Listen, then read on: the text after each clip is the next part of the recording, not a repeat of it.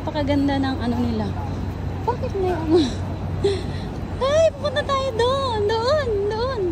Kasi yun talaga ang pinunta ko dito. Yung area na yun doon. Oh my girl. Diba? Daming tao. Hermes.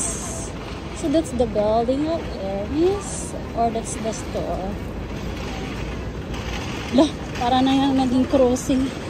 Seiko House, Ginza. This is the landmark. Anong meron? Why they put up that? Uy, tao. Sige, tawid na tayo kasi yung cars pala sa street na to, nag-go. Oh my gosh. Oh, ang dami. Ang dami tindahan. Grabe. There's a lots of shopping store, but if you don't have money, you just end up like, yeah, lurking. Lurking. So, pupunta na tayo dito. Anong meron? May ginagawa sila.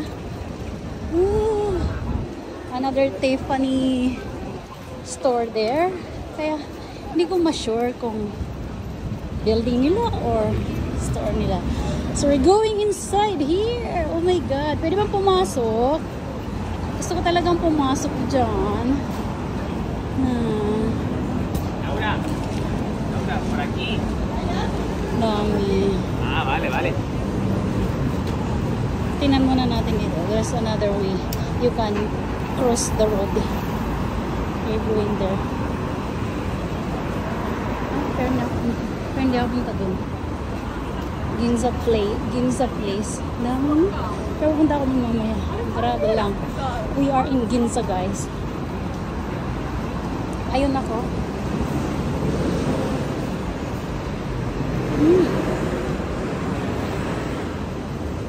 Mitsubishi. Ay, hanggang doon pala yun. So, mamaya kasi, kakain ako ng macarons. Ano tayo dyan? Pasok ako sa ano? Sa Lasari Diamond. Ang dami talagang paninda. That's the popular landmark here in Ginza. The Seiko. Daming tao. Para ka na rin nasa Shibuya. Bye-bye. So yeah, Dongchang. And let's go to Nissan.